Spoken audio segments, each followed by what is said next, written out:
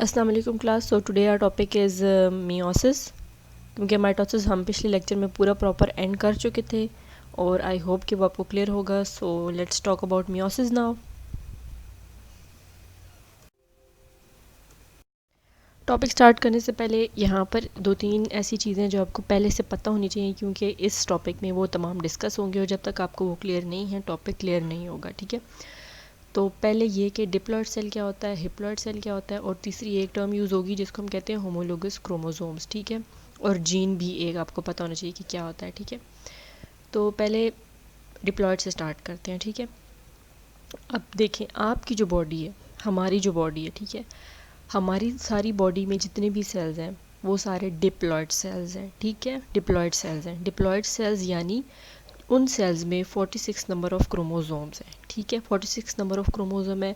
किस तरह, यानी 23 उसमें फादर की तरफ से आए और 23 उसमें मदर की तरफ से आए। ठीक है, पहले आप एक जायगोट थे ना, उसके बाद एक पूरा प्रॉपर मल्टी सेलुलर ऑर्गेनिज्म बन गए। ठीक है, कैसे बन गए? क्योंकि पहले आपकी मदर और फादर की तरफ से स्पर्म आ रहा था और मदर की तरफ से एग आ रहा था, दोनों मिले आपस में फ्यूजन हुई, फर्टिलाइजेशन हुई और फिर जायगोट बना। ठीक है, तो अब जो जायगोट बना वो डिप्लॉयड होगा, यानी उसमें 46 नंबर ऑफ़ क्रोमोसोम होंगे। हर सेल में 46 नंबर ऑफ़ क्रोमोसोम होंगे। ठीक है, 46 क्यों होंगे? क्योंकि 23 फादर ने कंट्रीब्यूट कर दिए और 23 मदर ने कंट्रीब्यूट कर दिए। ठीक है, ये तो हो गया डिप्लॉयड सेल, यानी जिसमें 46 नंबर ऑफ़ क्रोमोसोम्स होते हैं। ठीक है, 23 फादर से, 23 मदर से। अब हिप्लॉयड की अगर बात की जाए तो हिप्लॉयड वो होता है जिसमें आपके पास सिर्फ 23 नंबर ऑफ़ क्रोमोसोम्स होते हैं। ठीक है, अब हिप्लॉयड सेल्स कौन से होते हैं? अब आपकी बॉडी में याद रखें सारे सेल्स हिप्लॉयड हैं। ठीक है, सारे सेल्स हिप्लॉयड हैं सिवाय आपके गैमीट सेल्स की। ठीक है, मेल में जो स्पर्म सेल्स होंगे वो हिप्लॉयड होंगे और फीमेल में जो एग सेल्स होंगे वो हिप्लॉयड होंगे।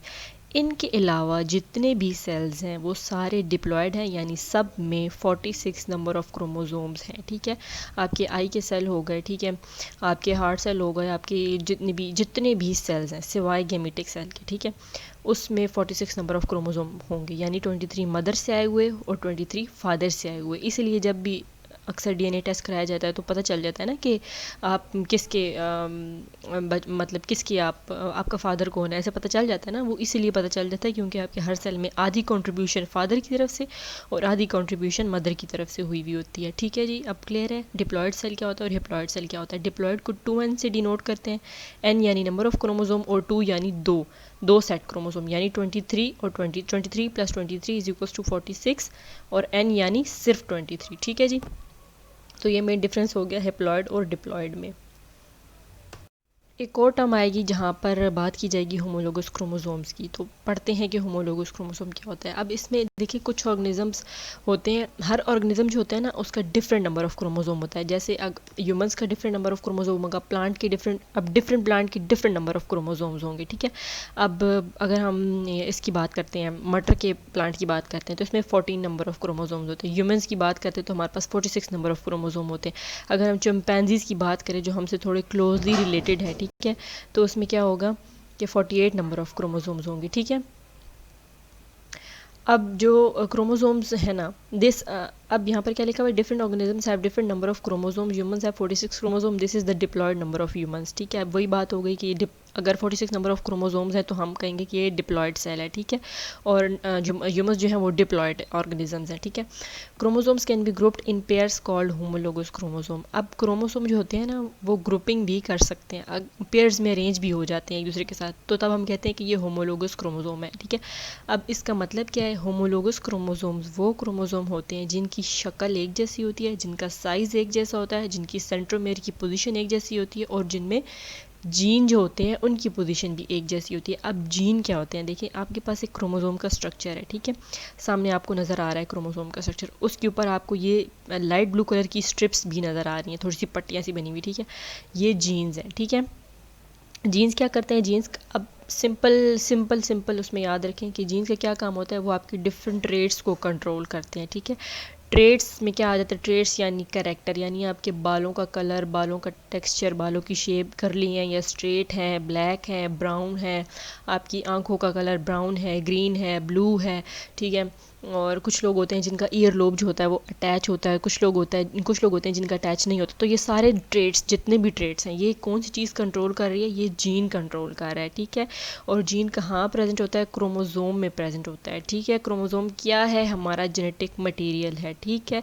पहले ये क्रोमैटिन की शेप में था, ठीक है, लेकिन इसकी जब ज़्यादा से ज़्यादा कॉम्पैक्ट स्टेट आती गई तो फिर ये क्रोमोज़ोम बन गया, ठीक है ये जेनेटिक मटेरियल ही।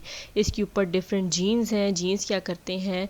आपके डिफरेंट ट्रेट्स को कंट्रोल करते हैं। और होमोलोगस क्रोमोसोम्स क्या है? जिनकी शेप सेम है, जिनका साइज़ सेम है, जिनके सेंट्रोमेर की पोजीशन सेम है और जिनमें जीन की पोजीशन भी सेम है। अब इस डायग्राम में देखें, आपको क्रोमोसोम फ्रॉम मदर और क्रोमोसोम फ्रॉम फादर भी दिखाया गया है, ठीक है। दोनों की शेप एक जैसी है और दोनों की लेंथ भी बराबर है, ठीक है। उसके बाद सेंट्रोमेर तो खैर इस डायग्राम में नहीं दिखाया गया, लेकिन सेंट्रोमेर की पोजीशन भी सेम होती है, ठीक है। और इस पे देखिए जीन्स की पोजीशन भी सेम है। यानी अब फर्स्ट पे आप पट्टी देख लें, ये लाइट ब्लू कलर की पट्टी, ठीक।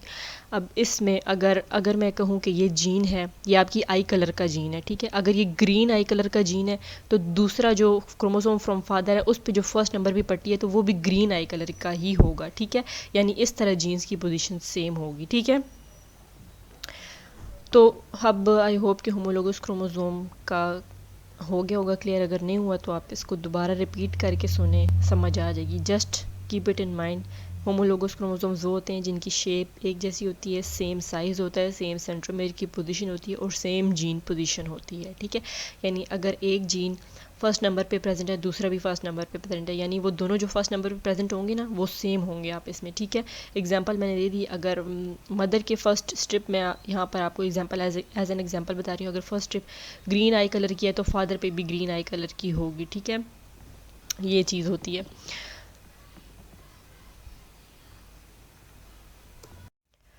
अब मियोसिस से स्टार्ट लेते हैं, ठीक है। Meiosis is the process by which one diploid eukaryotic cell divides to generate 4 haploid daughter cells, ठीक है। अब डिप्लॉयड की यहाँ बात हो गई, 2n यानी 46 नंबर ऑफ क्रोमोसोम्स वाला सेल डिवाइड हो जाएगा किस में? 4 हेप्लॉयड सेल में, ठीक है। 4 आपके पास सेल्स आएंगे जिसमें 23 नंबर ऑफ क्रोमोसोम होंगे चारों में, ठीक है। अब पहली बात ये कि मियोसिस हो कहाँ रही है, ठीक है। मियोसिस मेल और फीमेल के ऑर्गन्स में होती है, ठीक है। वो ऑर्गन मेल में कहलाते हैं टेस्टिस और फीमेल में कहलाते हैं ओवरीज, ठीक है। मेल के टेस्टिस और फीमेल के ओवरीज में मियोसिस का प्रोसेस होता है। उस प्रोसेस के बदले में हमें हेप्लॉइड सेल्स मिलते हैं।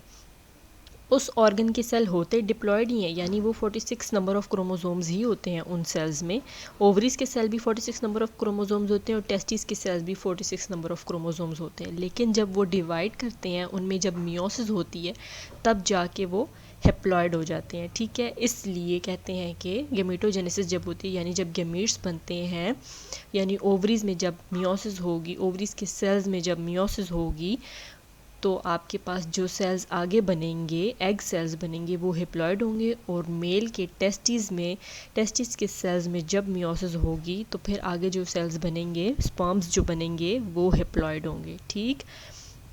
और मियोसिस ऐसा प्रोसेस है जिसमें आपके पास सेल डिप्लॉयड होता है और डिवीजन के बाद वो हेप्लॉयड हो जाता है, यानी इसमें नंबर क्रोमोसोम का रिड्यूस हो जाता है। अगर स्टार्ट किया हमने डिप्लॉयड से, यानी 46 नंबर ऑफ क्रोमोसोम से स्टार्ट किया, उसमें मियोसिस हुई, मियोसिस होने के बाद वो 23 रह गया। पहले 46 था, डिवीजन होने के बाद 23 हो गया, यानी उसमें रिडक्शन हो गई, वो वैसे का वैसा नहीं रहा। माइटोसिस में तो यही था कि 46 नंबर ऑफ क्रोमोसोम्स वाले सेल से स्टार्ट करते थे, यानी डिप्लॉयड सेल से स्टार्ट करते थे और एंड में भी हमें 46 ही क्रोमोसोम मिलते थे। वहाँ पे क्रोमोसोम का नंबर मेंटेन रहता था। लेकिन यहाँ पर ऐसा नहीं है। यहाँ पर आपके पास डिप्लॉयड सेल होगा, उसमें मियोटिक डिवीजन होगी। डिवीजन होने के बाद पहले वो 46 नंबर ऑफ क्रोमोसोम्स था, फिर डिवीजन होने के बाद वो 23 नंबर ऑफ क्रोमोसोम्स हो जाएगा, यानी रिडक्शन हो गई क्रोमोसोम के नंबर में, ठीक है। अब वही बात, diploid means the cell in which chromosomes are in pairs, वही बात याद रखें। सिंपली 46 नंबर ऑफ क्रोमोसोम्स वाला सेल जो होता है वो डिप्लॉयड होता है, जबकि हेप्लॉयड सेल वो होता है जिसमें सिर्फ 23 नंबर ऑफ क्रोमोसोम्स होते हैं, ठीक है।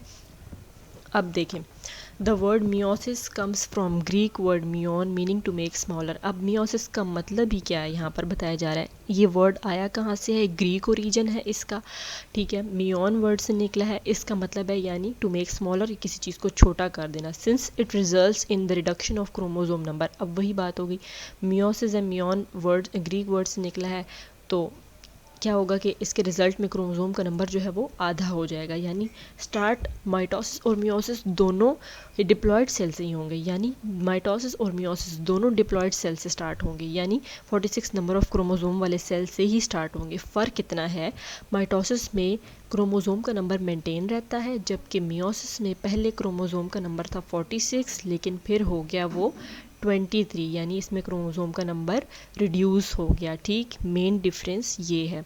और मियोसिस में आपके माइटोसिस में आपके पास एक सेल से दो डॉटर सेल्स बनते थे, और मियोसिस में क्या हो जाएगा, आपके पास इसमें दो डिविजन्स आ जाएंगी, फर्स्ट मियोसिस 1 और सेकंड मियोसिस 2। ठीक है, पहली जो डिवीजन होगी उसमें एक सेल से दो डॉटर सेल बनेंगे, फिर जो दो डॉटर सेल हैं उनमें फर्दर डिवीजन होगी और आपके पास 4 सेल आखिर में आ जाएंगे। ठीक, ये चीज़ हो जाएगी इसमें। अब देखते हैं phases of meiosis. Meiosis were discovered and described for the first time in 1876 by a German biologist Oscar Hertwig. अब मियोसिस को सबसे पहले डिस्कवर और डिस्क्राइब किसने किया, 1876 में किया। एक जर्मन बायोलॉजिस्ट था जिसका नाम था Oscar हर्टविग। The preparatory steps of meiosis are identical to the interphase of mitosis. Interphase is divided into the same three phases, that is G1, S phase and G2. Interphase is followed by meiosis 1 and meiosis 2. अब इसमें यही बात बताई जा रही है कि cell की जो प्रेपरेशन वाले फेजेस हैं ना, वो बिल्कुल माइटोसिस से मैच करते हैं। माइटोसिस में भी इंटरफेस था, उसमें G1 फेज था, S था, G2 था, जिसमें सेल अपने आप को प्रिपेयर कर रहा था, S में डुप्लीकेशन ऑफ क्रोमोसोम हो रही थी। सेम टू सेम मियोसिस में भी वही चीज़ होगी, सेल अपने आप को प्रिपेयर करेगा। G1 में जो कुछ वहाँ हो रहा था यहाँ पर भी होगा, S में डुप्लीकेशन हो रही थी तो यहाँ भी होगी, G2 में जो प्रोटीन्स बन रहे थे स्पिंडल फाइबर की फॉर्मेशन के लिए वो इधर भी होंगे। ठीक है, इंटरफेस जैसे ही ख़त्म हुआ उसके बाद मियोसिस 1 आ गई, और मियोसिस 1 के बाद मियोसिस 2 आ गई। ठीक है, दैट्स इट। थोड़ा सा ओवरव्यू देख लें डायग्राम का बीच में। ठीक है, ये मैंने इंटरनेट से उठाई, ये आपकी बुक में नहीं होगी, लेकिन बुक वाली भी एक्सप्लेन करेंगे इंशाल्लाह। ठीक है, पहले इंटरफेस आ रहा है, देखिए जी, क्रोमोसोम सिंगल क्रोमेटेड था बिफोर, आफ्टर उसकी रेप्लिकेशन हुई तो क्या हो गया कि 2 क्रोमेटेड हो गए। ठीक है, देखिए स्टार्ट कहाँ से हुआ, डिप्लॉयड सेल से हुआ, यानी 2n, यानी 46 नंबर ऑफ क्रोमोसोम्स थे। अब पहले मियोसिस 1 आएगा फेज़, उसके बाद मियोसिस 2 आएगा, और उसके बाद फाइनली हमें जो प्रोडक्ट्स मिले 4 सेल मिल गए, और ये चारों सेल जो हैं वो हिप्लॉयड है। यानी स्टार्ट हमने 46 से लिया था, लेकिन एंड हम किस पे कर रहे हैं, 23 पे कर रहे हैं। ठीक है, जस्ट एन ओवरव्यू कि स्टार्ट इंटरफेस से हो रहा है, फिर मियोसिस 1 आ रहा है, फिर मियोसिस 2 आ रहा है, उसके बाद आपको प्रोडक्ट्स मिल रहे हैं जिसमें आपके पास 4 हिप्लॉयड सेल हैं। स्टार्ट किया था 46 नंबर ऑफ क्रोमोसोम्स वाले सेल से, लेकिन आखिर में जो हमें 4 सेल मिले उसमें क्या हो गया कि हर सेल में 23 नंबर ऑफ क्रोमोसोम्स हैं। ठीक, मियोसिस 1। ठीक है, अब मियोसिस 1 को देखते हैं। In meiosis 1 the homologous chromosomes in a diploid cell separate and so 2 haploid daughter cells are produced.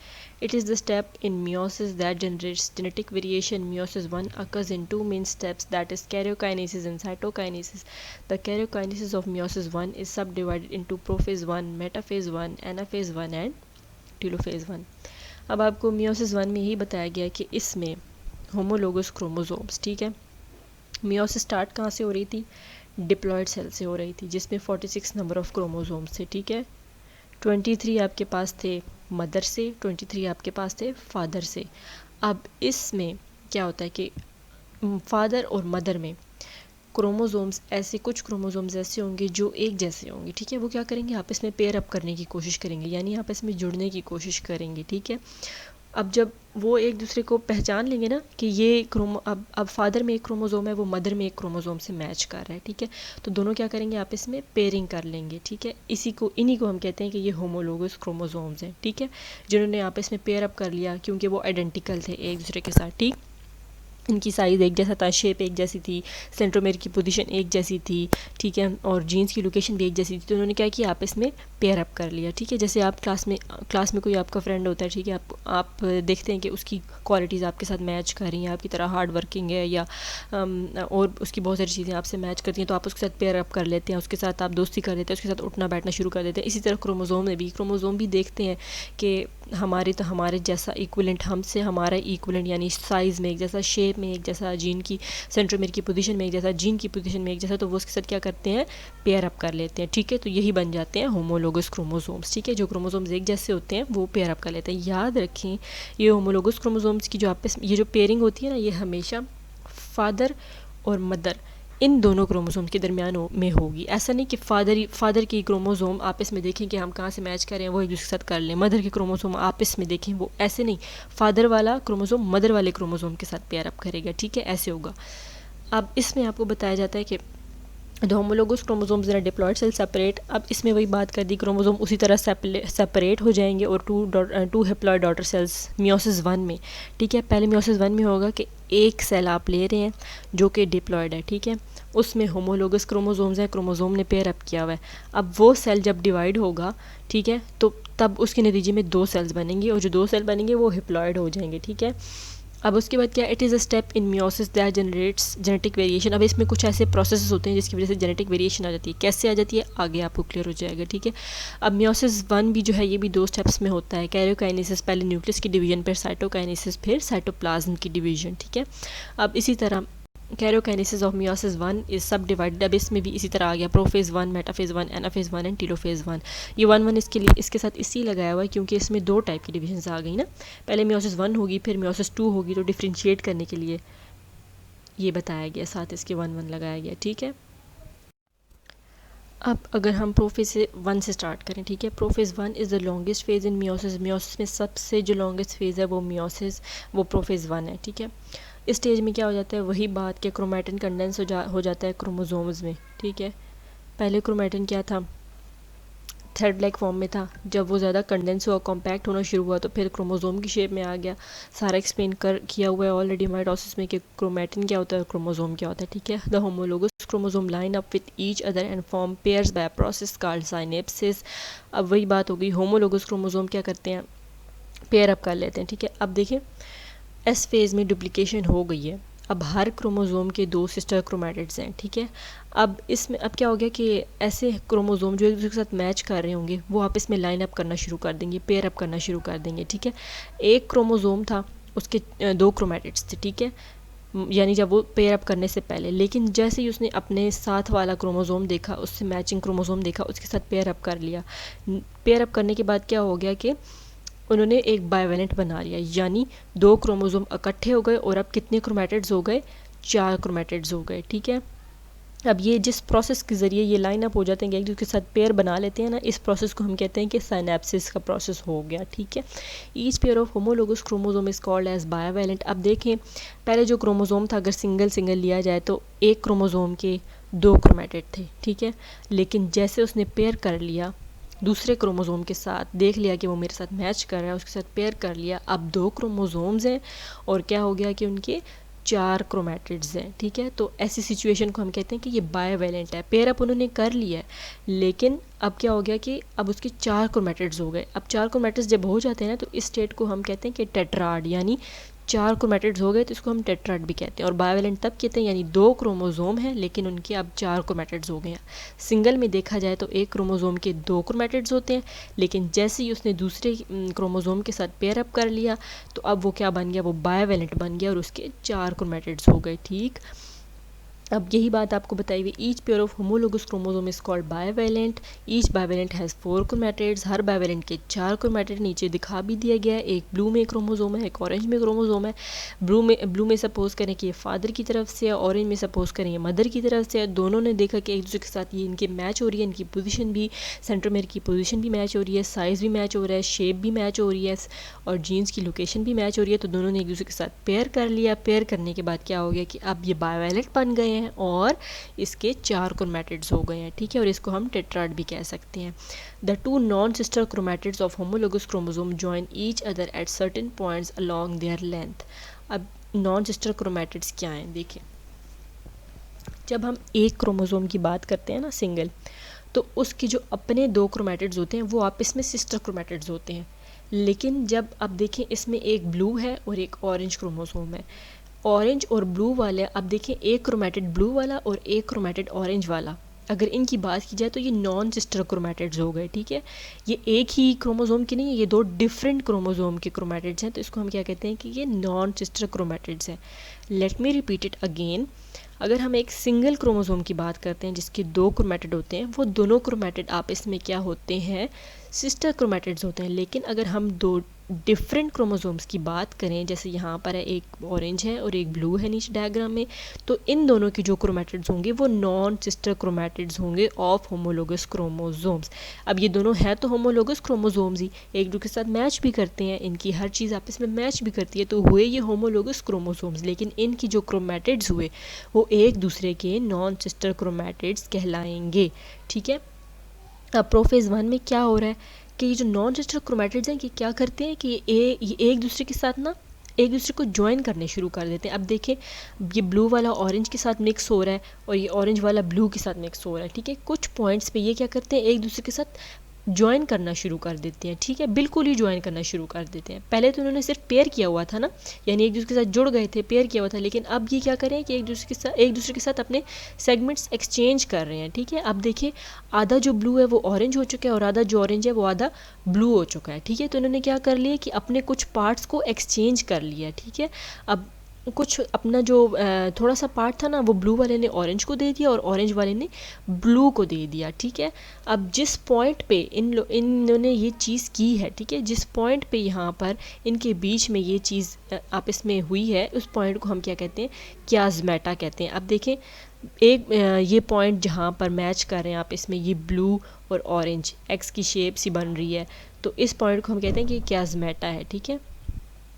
अब क्या होगा, next stage, the non sister chromatids of homologous chromosome exchange their segments and this phenomena is known as crossing over.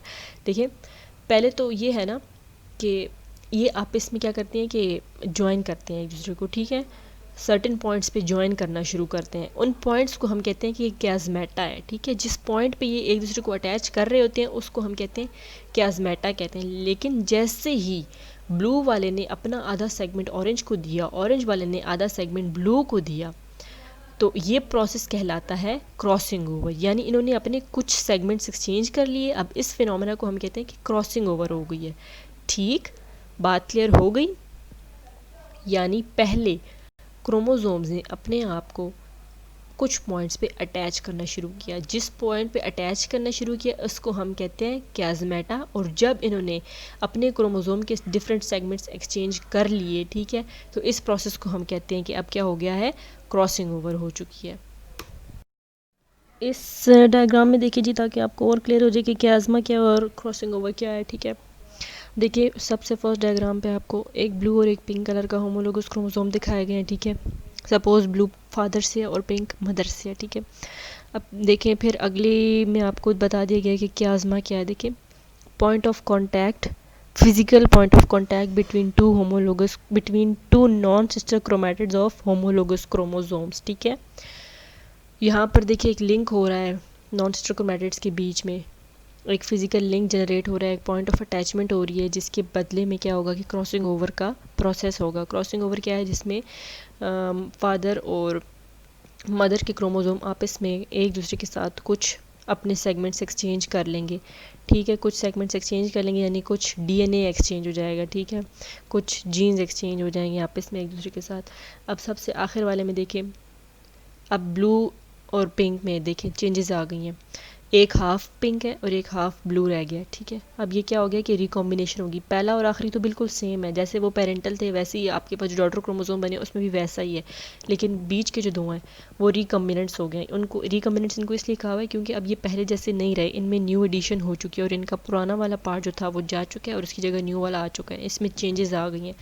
तो इसको अब हम क्या कहते हैं कि ये रिकॉम्बिनेंट्स हो गए। और या तो ये कौन सा प्रोसेस है, क्रॉसिंग ओवर का प्रोसेस है, जिसमें क्या हो गया, कुछ सेगमेंट्स या कुछ डीएनए क्रोमोसोम का फादर और मदर के क्रोमोसोम का आपस में एक्सचेंज हो गया है। ये प्रोसेस क्या कहलाता है, क्रॉसिंग ओवर कहलाता है, ठीक है। और अब इसके नतीजे में जो क्रोमोज़ोम बन जाएंगे उनको हम कहेंगे कि ये रिकम्बिनेंट्स हैं, यानी ये न्यू है ना, तो इसलिए अब ये पुराने तो नहीं रहे, पेरेंटल टाइप तो बिल्कुल नहीं रही है, बिल्कुल चेंज हो गई है, आधा पिंक हो गया और आधा ब्लू हो गया, तो ये चेंज हो गए, इसलिए हम इनको कहते हैं कि ये रिकम्बिनेंट्स हैं। ठीक है, अब मदर वाले में कुछ हिस्सा फादर का आ गया और फादर वाले क्रोमोज़ोम में कुछ हिस्सा मदर का आ गया, यानी अब इनमें चेंजेस आ गई हैं। ठीक है, वेरिएशन आ गई है। अब आपकी बुक वाली डायग्राम है जी, फिगर 5.8 देखें। अब इसमें भी आपको बता दिया गया है non sister chromatids of a chromosome. देखें वही बात होगी, मैंने आपको बताया कि सिस्टर क्रोमैटिड्स क्या होते हैं। अगर एक ही क्रोमोज़ोम के सिस्टर क्रोमैटिड्स की बात करें तो वो आपस में सिस्टर क्रोमैटिड्स होंगे। ठीक है, लेकिन अगर डिफरेंट क्रोमोज़ोम, अब देखिए क्रोमोज़ोम यहाँ पर नीचे नंबरिंग भी हुई है, क्रोमोज़ोम नंबर 1 और क्रोमोज़ोम नंबर 3 जो है वो नॉन सिस्टर क्रोमैटिड्स हैं।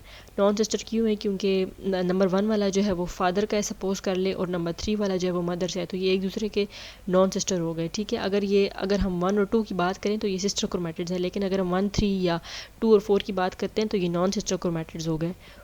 अब इसमें आपको सेंट्रोमेयर भी दिखा दिया गया। देखिए अब ये होमोलोगस क्रोमोसोम है, सेंट्रोमेयर की पोजीशन भी एक जैसी है, बाकी शेप भी इनकी एक जैसी है, साइज़ भी इनका एक जैसा है। ठीक है, तो ये होमोलोगस क्रोमोसोम्स हो गए। अब सेकंड नंबर पे देखिए कैज़मेटा फॉर्मेशन हो रही है। ठीक है, क्रोमैटिड नंबर 2 और क्रोमैटिड नंबर 3 को देखें, अब ये आपस में कुछ जगहों पर अटैच कर रहे हैं एक दूसरे के साथ। ठीक है, ये जो फिजिकल इनका लिंक है, जिस पॉइंट पे ये एक दूसरे के साथ अटैच कर रहे हैं, इसको हम कहते हैं कि कैज़मेटा फॉर्मेशन है। ठीक है, अब देखें इससे आगे देखें नंबर 2 और नंबर 3 क्रोमोसोम को देखें, दोनों में सेगमेंट्स की एक्सचेंज हो गई है। देखें ब्लू वाला जो है दूसरी साइड पे चला गया और ब्राउन वाला जो है वो ब्लू वाली साइड पे आ गया। ठीक है, अब सबसे आखिर में अब इस प्रोसेस को हम कहते हैं कि क्रॉसिंग ओवर हो गया, जिसमें सेगमेंट एक्सचेंज हो जाते हैं। ठीक है, अब देखें ये किसके दरमियान हो रही है? ये non sister chromatids of homologous chromosome के दरमियान क्रॉसिंग ओवर हो रही है। ठीक है, अब सबसे आखिर में देखिए बिल्कुल चेंज, 2 और 3 वाला तो बिल्कुल चेंज हो गया, 1 और 4 वाला बिल्कुल वैसे ही है, लेकिन 2 और 3 वाला जो क्रोमोसोम है वो बिल्कुल चेंज हो गया। ब्राउन वाले में कुछ हिस्सा जो है वो